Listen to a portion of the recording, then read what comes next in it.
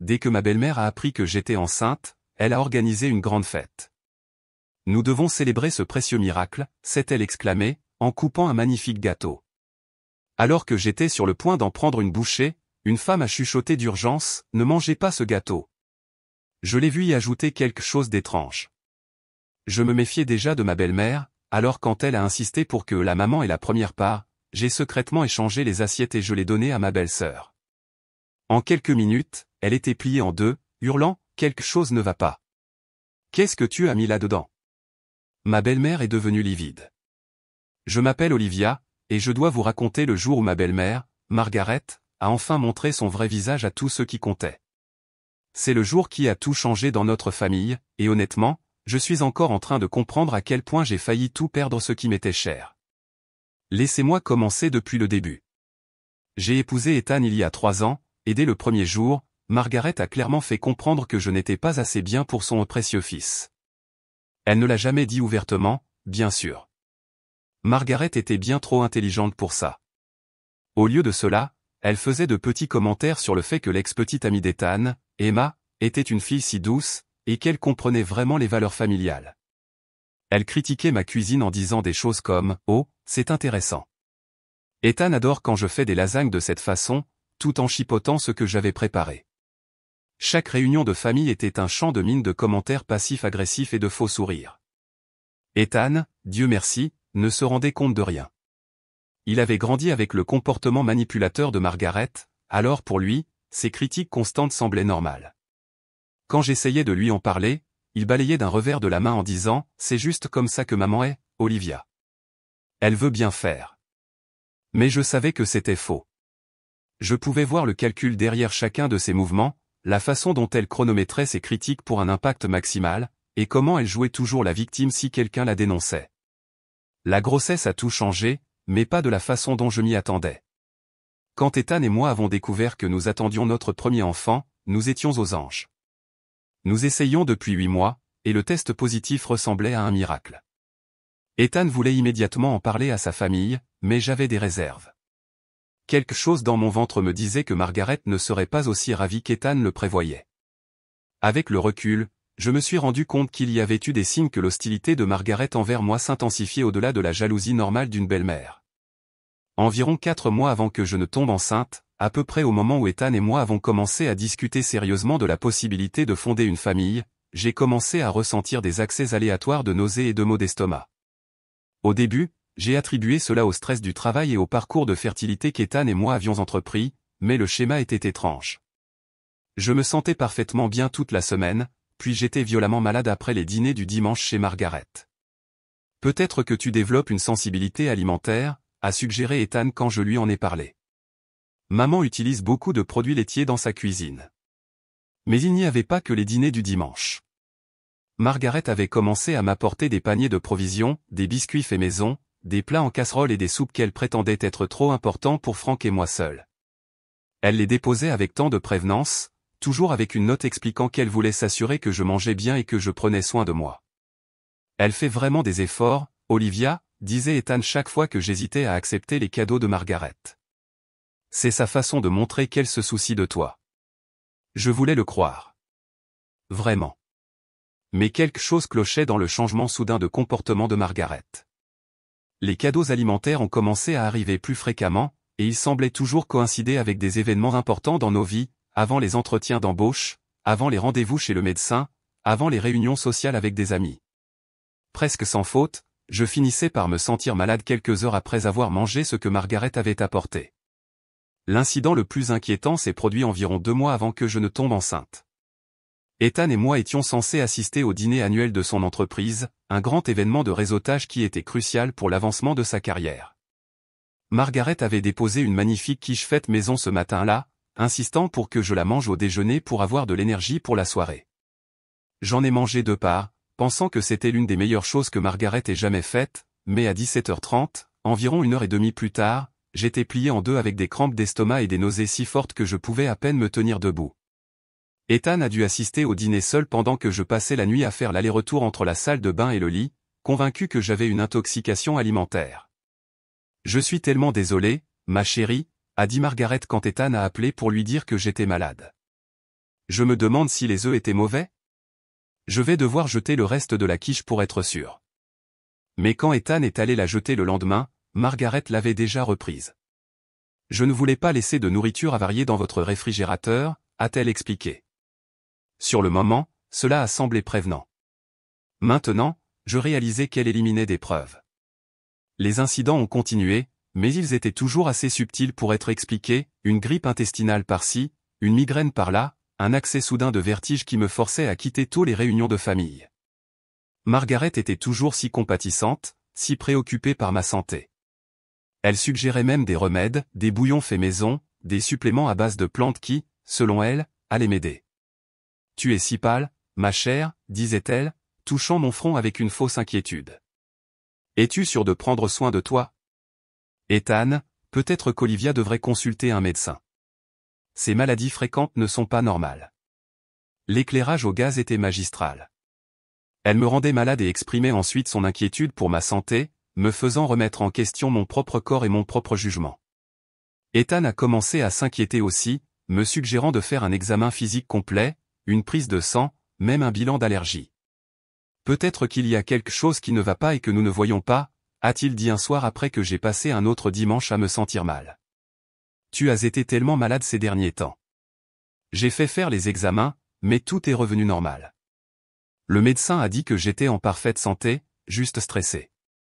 Parfois, l'anxiété peut se manifester par des symptômes physiques, a-t-elle expliqué. Es-tu soumise à une pression inhabituelle au travail ou à la maison? Je ne pouvais pas me résoudre à lui dire que je soupçonnais ma belle-mère de m'empoisonner. Cela paraissait paranoïaque, même à moi. Quel genre de personne fait ça? Et pourquoi? Margaret n'avait jamais été chaleureuse avec moi, mais une tentative d'empoisonnement semblait extrême, même pour elle.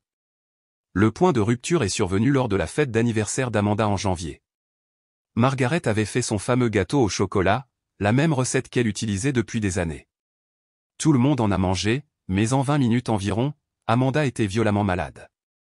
Elle a fini aux urgences avec ce que les médecins ont diagnostiqué comme une grave intoxication alimentaire. Je ne comprends pas, n'arrêtez pas de dire Margaret. J'ai fait ce gâteau une centaine de fois. J'ai suivi la recette à la lettre. Mais j'ai remarqué quelque chose cette nuit-là qui m'a glacé le sang. Quand Amanda est tombée malade, la première réaction de Margaret n'a pas été l'inquiétude, mais la panique. Elle avait l'air terrifiée, pas inquiète. Et quand les médecins ont posé des questions sur les ingrédients du gâteau, Margaret est devenue évasive, affirmant qu'elle ne se souvenait pas exactement de ce qu'elle avait utilisé. C'est juste un gâteau au chocolat basique, a-t-elle continué d'insister, farine, sucre, œufs, cacao en poudre, vanille. Mais Amanda m'a dit plus tard que le gâteau avait un goût étrange pour elle aussi. Il y avait un arrière-goût amer, a-t-elle dit. J'ai failli ne pas finir ma part, mais je ne voulais pas blesser les sentiments de maman. Cette nuit-là, j'ai commencé à prêter plus d'attention au comportement de Margaret autour de la nourriture. J'ai remarqué comment elle me tendait spécifiquement certaines assiettes, comment elle insistait pour que j'essaie des plats particuliers, comment elle s'agitait si je ne mangeais pas ce qu'elle avait préparé. Elle me surveillait toujours, attendant de voir si je consommais ce qu'elle m'avait donné. J'ai commencé à trouver des excuses pour éviter de manger lors des réunions de famille. Je prétendais avoir mangé un gros déjeuner, ou que je me sentais nauséeuse, ou que je suivais un régime spécial. Margaret avait l'air déçue, parfois même frustrée, mais elle ne pouvait pas me forcer à manger sans paraître déraisonnable. Le schéma est devenu clair une fois que j'ai commencé à le documenter. Chaque fois que je mangeais quelque chose que Margaret avait préparé spécialement pour moi, je tombais malade. Chaque fois que j'évitais sa nourriture ou que je mangeais quelque chose qu'elle n'avait pas touché, je me sentais bien. C'était trop constant pour être une coïncidence. J'ai envisagé de confronter Ethan à mes soupçons, mais je savais quel serait le résultat. Je pense que ta mère essaie de m'empoisonner et n'est pas exactement un sujet de conversation qui mène à des discussions productives. Ethan aimait sa mère inconditionnellement, et elle le manipulait depuis 32 ans. Il n'allait pas me croire sans preuve concrète. Alors j'ai commencé à être plus prudente. Je mangeais avant d'aller aux événements familiaux, je refusais poliment les cadeaux alimentaires de Margaret, et je trouvais des excuses pour éviter les situations où elle pourrait avoir accès à ma nourriture ou à mes boissons. C'était épuisant, d'être constamment sur mes gardes autour de quelqu'un qui était censé être de ma famille. Margaret a remarqué mon changement de comportement et a commencé à riposter. Olivia, tu deviens si difficile avec la nourriture ces derniers temps, disait-elle devant les autres. Es-tu sûre de te sentir bien? Tu as l'air très anxieuse. Elle essayait de me faire paraître instable, déraisonnable, et ça marchait.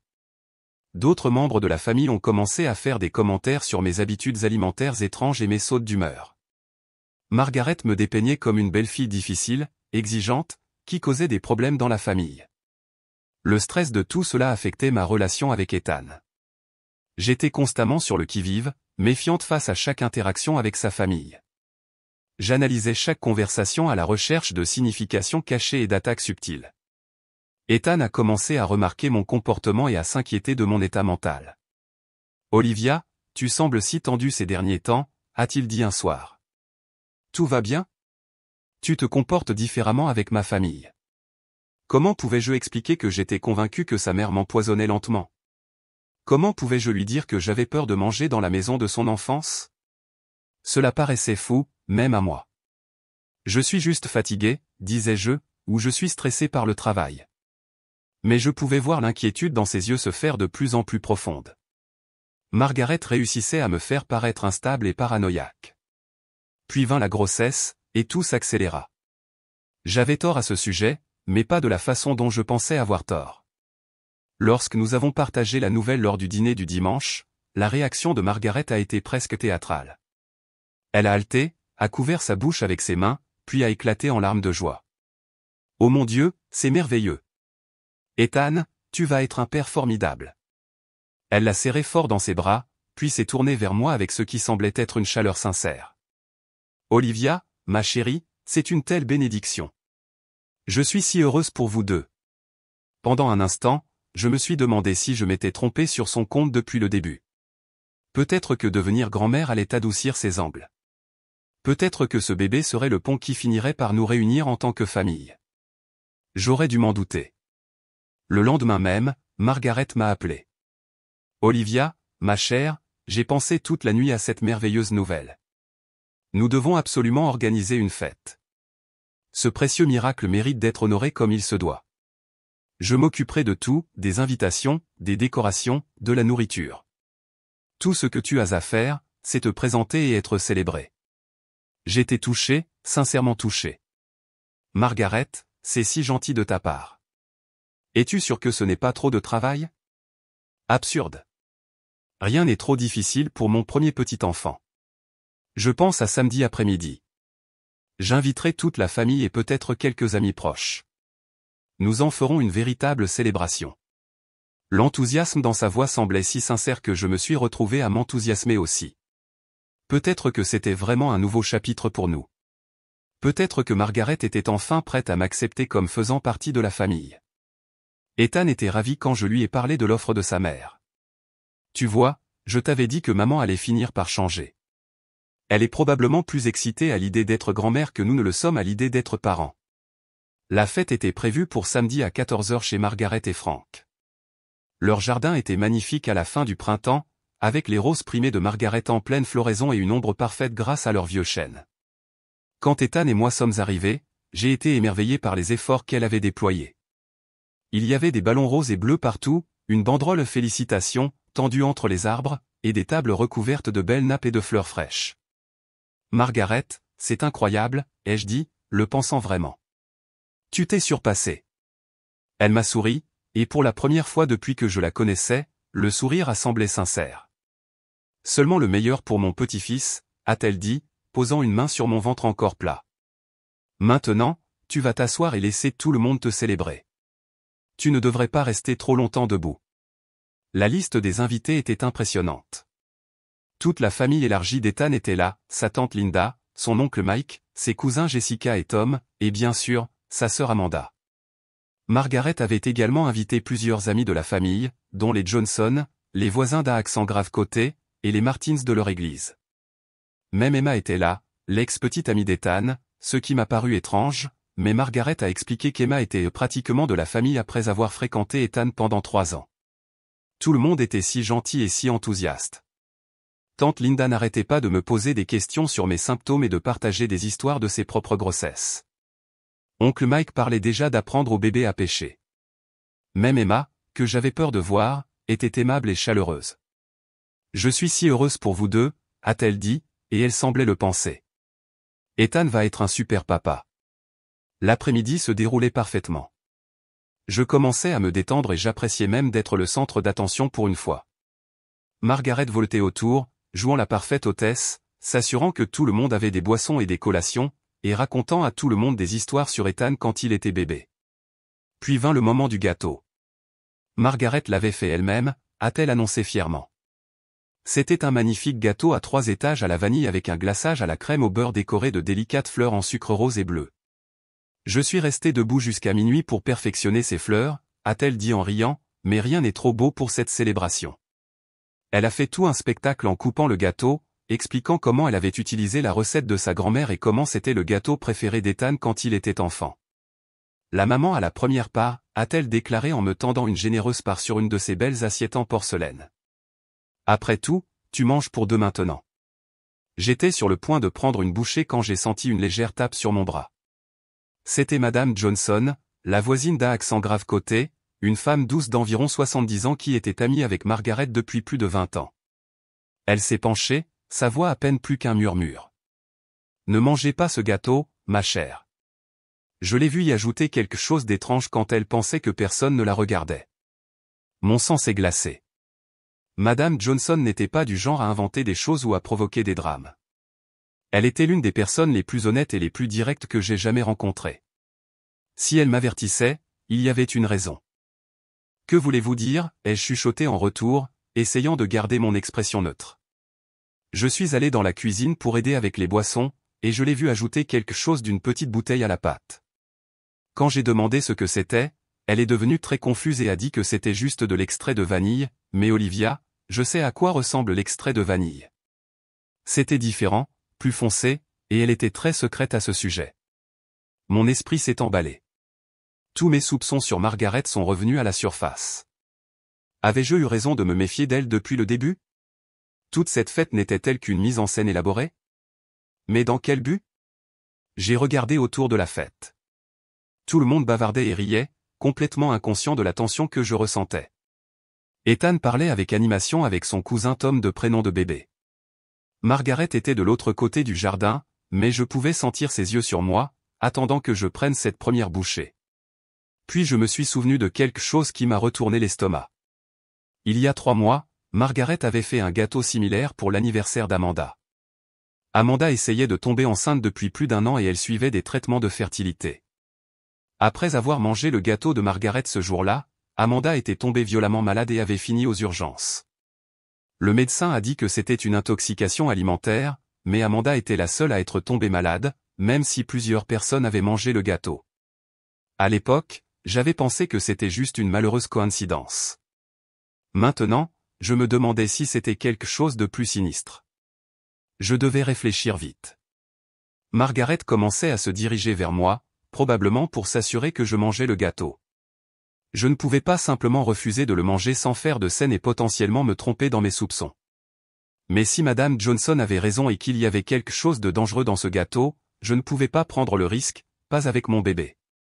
C'est alors que j'ai vu Amanda s'approcher avec sa propre assiette de gâteau. C'était la fille de Margaret, l'enfant chéri qui ne pouvait rien faire de mal. Si mes soupçons étaient corrects, Margaret n'aurait pas touché à la part d'Amanda. « Amanda » ai-je crié, en me levant rapidement. « Je suis si heureuse que tu sois là. Je voulais te parler de quelque chose. » Elle a souri et s'est approchée. « Qu'est-ce qui se passe, Olivia? Tu as l'air un peu agitée. » « Je suis juste tellement dépassée par toute cette attention, ai-je dit en faisant un geste autour de la fête. Je me sens en fait un peu nauséeuse. Cela te dérangerait-il si nous échangions nos assiettes? Je pense qu'une plus petite part serait mieux pour moi en ce moment.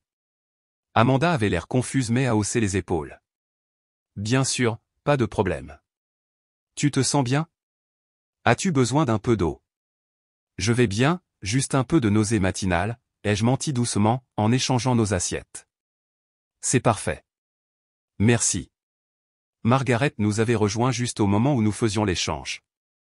J'ai vu ses yeux se fixer sur les assiettes dans nos mains, et pendant un instant, son sang-froid soigneusement entretenu a vacillé. Elle avait l'air paniquée. Olivia, ma chère, es-tu sûre de vouloir une si petite part? J'ai coupé cette grande part spécialement pour toi. L'invité d'honneur devrait avoir la plus grosse part. C'est parfait, ai-je dit fermement, en prenant une petite bouchée de ce qui avait été la part d'Amanda. C'était un goût normal, de vanille sucrée, tout ce qu'un gâteau devrait être. La part d'Amanda était trop grosse pour moi de toute façon. Tu sais comment la grossesse affecte l'appétit. Le sourire de Margaret était tendu maintenant. Eh bien, tant que tu es heureuse, ma chère. Amanda, quant à elle, avait pris une grosse bouchée de ce qui avait été ma part originale. Au début, elle a juste mâché normalement, mais ensuite son expression a changé. Elle avait l'air confuse, puis inquiète, puis alarmée. C'est bizarre ce goût, a-t-elle dit en posant sa fourchette. Maman, qu'est-ce que tu as mis dans ce gâteau? Juste les ingrédients habituels, ma chérie, a dit Margaret rapidement, farine, sucre, œufs, vanille. Mais Amanda avait déjà l'air désemparée. Elle a mis sa main sur son estomac et s'est légèrement pliée en deux. Quelque chose ne va pas. Ce n'est pas du tout le bon goût. C'est amer, et il y a un arrière-goût métallique bizarre. Environ 15 minutes plus tard, d'autres invités commençaient à remarquer l'inconfort croissant d'Amanda. Ethan s'est dépêché, inquiet. Amanda, qu'est-ce qui ne va pas? Je ne sais pas, a haleté Amanda, puis elle a été soudainement violemment malade juste là sur la pelouse parfaite de Margaret. La fête s'est arrêtée brusquement. Tout le monde s'est précipité pour aider Amanda, qui était maintenant pliée en deux, vomissant et pleurant. Quelque chose ne va pas. Qu'est-ce que tu as mis là-dedans? A-t-elle crié à Margaret entre deux vagues de nausées. Margaret était devenue complètement livide. Elle avait l'air d'avoir vu un fantôme, fixant Amanda avec de grands yeux horrifiés. Je ne comprends pas.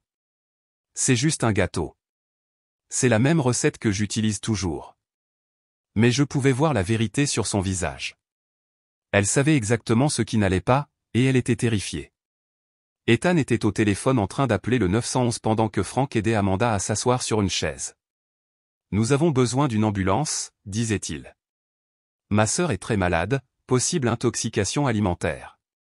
C'est alors que Madame Johnson a pris la parole, sa voix portant à travers le jardin soudainement silencieux. Margaret, tu dois leur dire ce que tu as mis dans ce gâteau. Je t'ai vu ajouter quelque chose d'une bouteille, quelque chose qui n'était pas de l'extrait de vanille. Tous les yeux se sont tournés vers Margaret, qui ressemblait à un animal acculé. Je ne sais pas de quoi vous parlez, a commencé Margaret, je ne ferai jamais.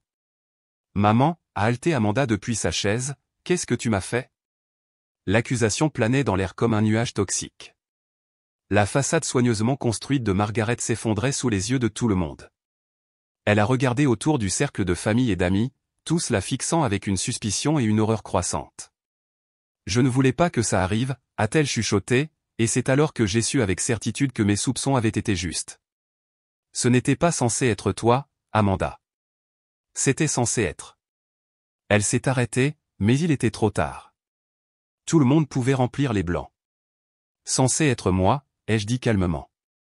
Tu essayais de m'empoisonner. L'ambulance est arrivée juste au moment où Margaret s'effondrait complètement. Entre les sanglots, toute l'horrible vérité est sortie. Elle mettait de petites quantités de sirop d'IPK, un médicament utilisé pour provoquer des vomissements, dans divers aliments qu'elle m'avait donnés au cours des derniers mois. Jamais assez pour me faire du mal sérieusement, mais assez pour me rendre malade, pour me faire paraître peu fiable et théâtrale. Je voulais juste qu'elle perde le bébé, a-t-elle avoué aux ambulanciers, à la police et à toute notre famille. Elle n'est pas assez bien pour Ethan. Elle n'est pas assez bien pour être la mère de mon petit enfant. Je pensais que si elle était assez malade, si elle paraissait assez instable, Ethan verrait qu'elle n'était pas faite pour lui. La cruauté calculée de cette situation m'a coupé le souffle. Elle m'empoisonnait lentement depuis des mois, me faisant me sentir malade, puis me faisant du gaslighting quand je me plaignais. Combien de fois m'étais-je senti nauséeuse après avoir mangé sa nourriture et avais-je mis cela sur le compte du stress ou des hormones? Combien de fois Ethan avait-il rejeté mes préoccupations parce que sa mère ne pouvait absolument rien faire de mal? Amanda a dû être hospitalisée une nuit pour observation, mais heureusement, elle s'est complètement rétablie. La quantité d'IPK dans le gâteau, bien qu'elle soit suffisante pour provoquer une violente maladie, ne mettait pas sa vie en danger. Mais si j'en avais mangé, pendant ma grossesse, surtout au cours de mon premier trimestre, cela aurait pu causer une grave déshydratation, des déséquilibres électrolytiques et potentiellement déclencher une fausse couche.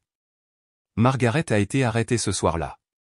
Les accusations étaient graves, tentative d'empoisonnement, agression, et lorsqu'ils ont fouillé sa maison avec un mandat, ils ont trouvé des preuves bien plus accablantes que quiconque ne l'avait prévu.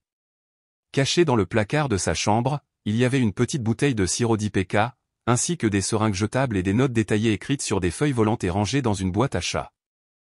Usure. Il s'est avéré qu'elle documentait ses efforts sur des bouts de papier et les gardait dans une boîte à chaussures cachée, enregistrant quand elle m'avait donné de la nourriture contaminée et notant mes réactions. La police a trouvé des pages de notes manuscrites détaillant son plan pour me faire paraître instable et inapte à être la femme d'Ethan et la mère de son enfant. Les notes cachées étaient la preuve la plus accablante de toutes. Margaret tenait des registres méticuleux depuis plus de 4 mois, remontant à peu après qu'Ethan et moi ayons commencé à envisager sérieusement d'avoir des enfants. Les entrées manuscrites étaient glaçantes dans leur froid calcul. 15 mars, et donné à S les lasagnes restantes avec une dose supplémentaire. Elle s'est plainte de douleurs à l'estomac en moins de 2 heures. Ethan commence à remarquer à quel point elle est souvent malade après les repas de famille. Bien. 3 avril, nous a apporté des biscuits faits maison pour son anniversaire. Et ajouté une dose supplémentaire à ceux aux pépites de chocolat, qui sont ses préférés. Elle en a mangé 3 et a eu des nausées toute la soirée. A dû quitter l'événement professionnel d'Ethan plus tôt. Ethan avait l'air embarrassé. 20 mai, pique-nique d'entreprise aujourd'hui. Est-ce à éviter toutes mes contributions alimentaires? Devient méfiante. Besoin d'être plus subtil. Peut-être les sachets de thé la prochaine fois. La lecture de ces notes dans la salle d'audience m'a rendu physiquement malade, la façon désinvolte dont elle écrivait sur le fait de me causer de la douleur, la satisfaction qu'elle tirait de ma souffrance, la planification stratégique derrière chaque empoisonnement. C'était comme lire les pensées d'une parfaite inconnue. Ce n'était pas la femme qui avait élevé Ethan, qui m'avait accueilli dans la famille avec des tentatives maladroites mais apparemment sincères de chaleur dans les premiers jours de notre relation.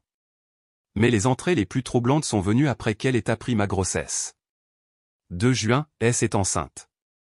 Cela change tout. Si elle perd le bébé, Ethan blâmera ses problèmes de santé et verra enfin qu'elle n'est pas apte à être mère. Besoin d'augmenter la fréquence mais rester prudente. 5 juin, fête de célébration prévue pour samedi. C'est une occasion parfaite. Une dose plus élevée dans le gâteau devrait provoquer des symptômes graves. Si elle fait une fausse couche à la fête devant tout le monde, Ethan ne lui fera plus jamais confiance pour une autre grossesse. L'accusation a lu ses notes à haute voix au tribunal, et j'ai vu le visage d'Ethan s'effondrer à chaque mot.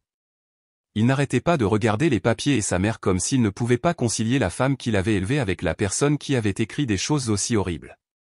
Elle prévoyait de me faire une fausse couche devant toute notre famille. J'ai témoigné qu'elle voulait que tout le monde soit témoin de ce qu'elle pensait être la défaillance de mon corps, afin qu'il me blâme au lieu de chercher la véritable cause. L'avocat de la défense a tenté de faire valoir que les notes écrites étaient des fantasmes, pas des plans réels, mais les preuves physiques contredisaient cette affirmation. L'équipe médico-légale avait trouvé les empreintes digitales de Margaret sur la bouteille d'IPK et les seringues cachées dans son placard. Ils avaient également découvert qu'elle achetait de l'IPK dans une pharmacie de la ville voisine, où elle n'était pas connue, et qu'elle payait en espèces pour éviter de créer une trace écrite évidente. J'ai également témoigné au sujet des vitamines prénatales qu'elle m'avait offertes en cadeau au début de ma grossesse. Je les ai jetées immédiatement. J'ai témoigné que quelque chose dans le fait de recevoir des vitamines prénatales de sa part me semblait faux, surtout qu'elle avait insisté pour que je les prenne à la place de celles que mon médecin m'avait prescrites. Elle a dit que les siennes étaient plus naturelles et meilleures pour le bébé. L'accusation a émis l'hypothèse qu'elle avait également prévu d'y toucher, mais je m'en suis débarrassé avant qu'elle ne puisse exécuter cette partie de son plan. Si j'avais pris ces vitamines régulièrement tout au long de ma grossesse, l'effet cumulatif aurait pu être dévastateur.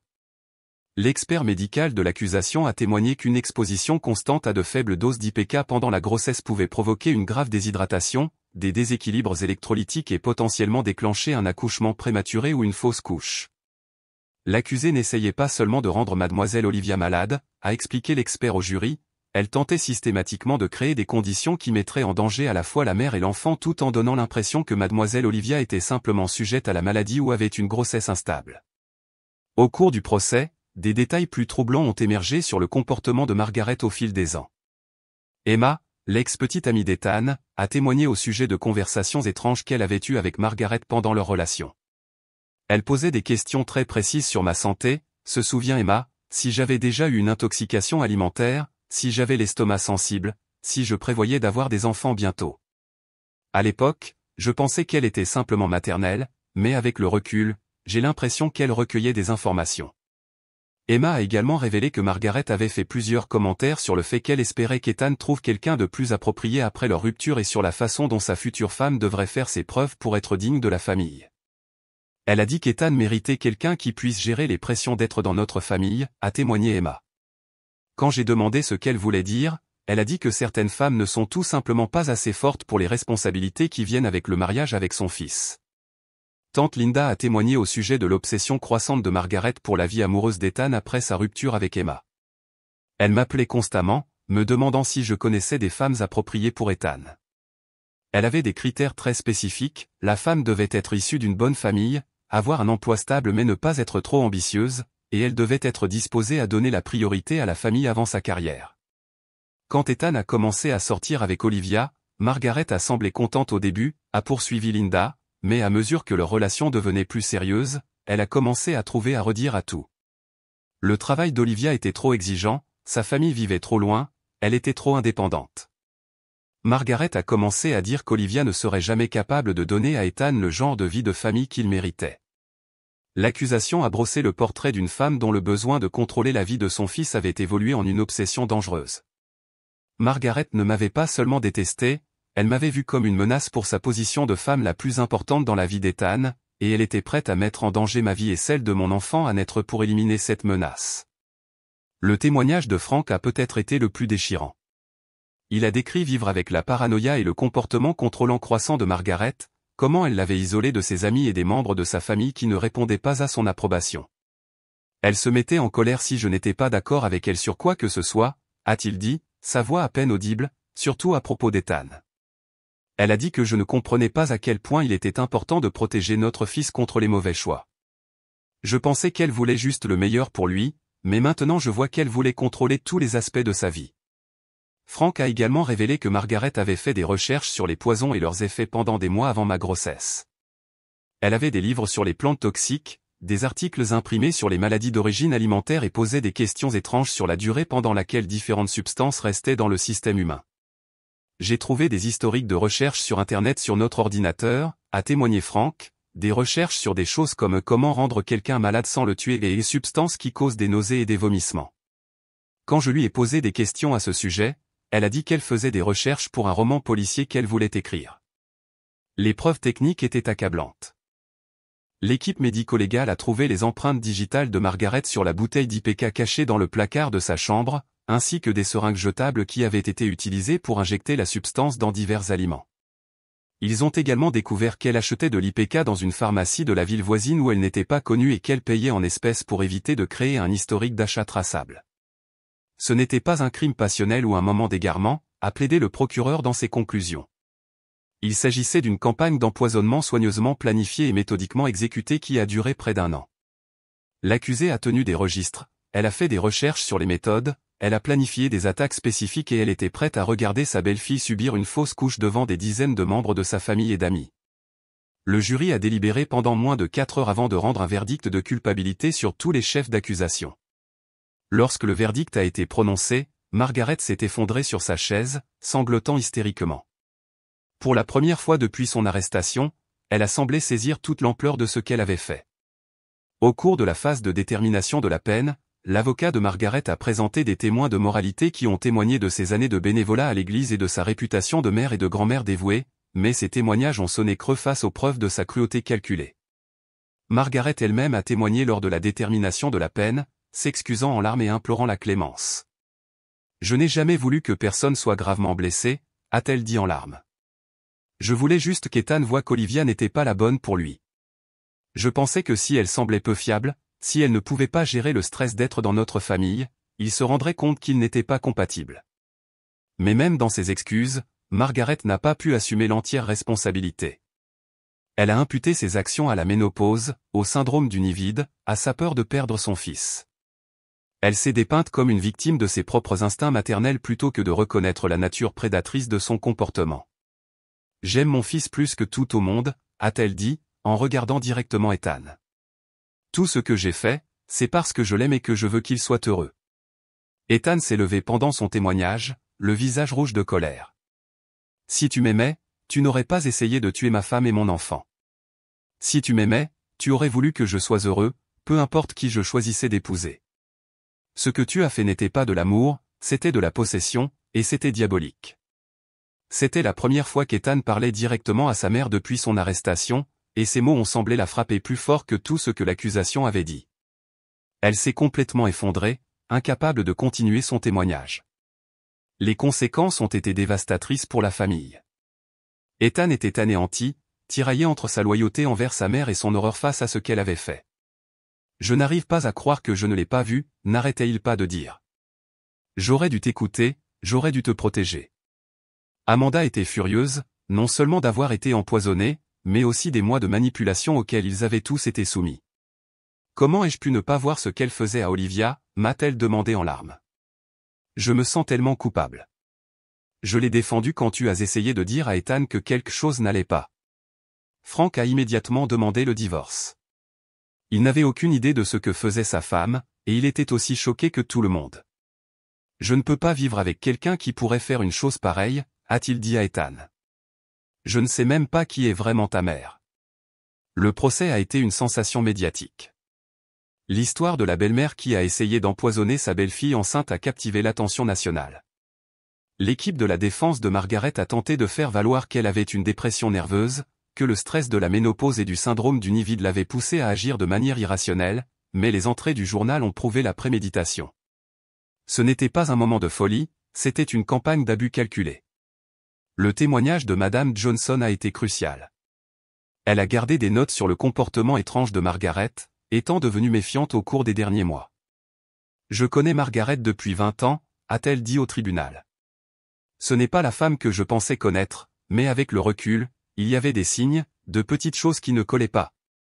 Margaret a été reconnue coupable de multiples chefs d'accusation et condamnée à 6 ans de prison. Le juge a été particulièrement sévère dans sa sentence, notant qu'elle avait non seulement mis en danger ma vie et celle de mon enfant à naître, mais qu'elle avait également empoisonné sa propre fille dans son désespoir de dissimuler ses crimes. Les répercussions de ce jour-là se sont poursuivies pendant des mois. Ethan et moi avons dû suivre une thérapie approfondie pour surmonter le traumatisme et les problèmes de confiance que les actions de Margaret avaient créés dans notre mariage. Comment aller de l'avant quand on réalise que quelqu'un en qui on avait une confiance aveugle empoisonnait lentement sa femme? Comment reconstruire quand on a été si complètement manipulé? Amanda a lutté contre son propre traumatisme. Elle avait été empoisonnée par sa propre mère et avait passé des années à défendre le traitement de Margaret à mon égard. La culpabilité était accablante pour elle. Nous avons passé de nombreuses soirées à discuter de ce qui s'était passé, à nous soutenir mutuellement dans le processus de guérison. La famille élargie s'est ralliée autour de nous d'une manière à laquelle je ne m'attendais pas. Tante Linda est devenue comme une seconde mère pour moi, et oncle Mike s'est impliqué pour combler le rôle de grand-père que Frank était trop brisé pour gérer. Même Emma, l'ex-petite amie d'Ethan, a tendu la main pour offrir son soutien. J'ai toujours eu l'impression que quelque chose n'allait pas avec Margaret, a-t-elle admis. Elle avait l'habitude de faire ses commentaires étranges sur la future femme d'Ethan, sur la façon dont elle devrait être juste ce qu'il faut pour la famille. Je pensais qu'elle était juste protectrice, mais maintenant je me demande si elle planifiait déjà quelque chose. La grossesse s'est poursuivie sans complications, heureusement. Mon médecin m'a surveillé de près après l'incident d'empoisonnement, mais le bébé était en bonne santé et fort. Notre fille, Hope, est née 8 mois après la fin du procès. Nous l'avons appelée Hope parce qu'elle représentait notre espoir d'un avenir meilleur, libéré de la manipulation et de la toxicité de Margaret. Margaret nous a écrit de prison à plusieurs reprises, implorant le pardon et la chance de connaître sa petite fille. Les lettres sont pleines d'excuses et d'explications, mais elles sont aussi pleines de justifications et de tentatives de minimiser ce qu'elle a fait. Elle ne comprend toujours pas pleinement l'ampleur de ses actes, ou elle ne veut pas y faire face complètement. Ethan se débat avec la question de savoir s'il doit répondre à ses lettres. Elle est toujours sa mère, et malgré tout, il l'aime, mais il sait aussi qu'elle a essayé de tuer sa femme et son enfant à naître. C'est une contradiction que la thérapie l'aide à surmonter, mais ce n'est pas un processus facile. Quant à moi, j'ai trouvé une sorte de paix étrange dans la façon dont tout s'est déroulé. Pendant 2 ans, j'ai remis en question mes propres instincts au sujet de Margaret. Je me suis demandé si j'étais paranoïaque ou trop sensible. La révélation que j'avais raison depuis le début, que mes instincts me protégeaient, moi et ma famille, a été validée d'une manière à laquelle je ne m'attendais pas. Madame Johnson, la voisine qui m'a sauvé la vie avec son avertissement chuchoté, est devenue l'une de mes amies les plus chères. J'ai failli ne rien dire, m'a-t-elle dit plus tard. Je ne voulais pas causer de problème lors d'une occasion aussi heureuse, mais quelque chose au fond de moi m'a dit que vous deviez savoir. Je pense souvent à ce moment, à quel point les choses auraient pu être différentes si Madame Johnson était restée silencieuse, si j'avais ignoré son avertissement, si j'avais été trop poli pour échanger les assiettes avec Amanda. La cascade d'événements qui ont mené à la découverte de Margaret a commencé avec une femme courageuse qui était prête à dénoncer ce qu'elle voyait de mal. Le gâteau qui était censé détruire ma famille a fini par la sauver. La tentative désespérée de Margaret de se débarrasser de moi s'est retournée contre elle de manière spectaculaire, exposant sa véritable nature à tous ceux qui comptaient. Parfois, je me demande si, à un niveau subconscient, elle voulait être attrapée. Peut-être que le fardeau de porter autant de haine et de manipulation était trop lourd, même pour elle. Ethan et moi sommes plus forts maintenant que nous ne l'avons jamais été. Nous avons appris à nous faire confiance complètement et à communiquer sur les moindres préoccupations. Amanda est devenue non seulement ma belle-sœur, mais l'une de mes amies les plus proches. Elle est la tante dévouée de Hope, et elle dit souvent que le fait d'être devenue une victime du stratagème de sa mère l'a aidée à comprendre ce que je vivais. Frank a recommencé à fréquenter quelqu'un, une femme gentille nommée Carol qui le fait rire et le traite avec le respect qu'il mérite. Il est un merveilleux grand-père pour Hope, et il travaille dur pour réparer les dommages que des années de vie avec la manipulation de Margaret ont causés à son sens de la réalité. Les réunions de famille sont différentes maintenant, plus petites mais plus authentiques. Nous n'avons pas à marcher sur des œufs ou à décoder des significations cachées dans des commentaires innocents. Il n'y a pas de tension sous-jacente ou de courant sous-jacent passif-agressif.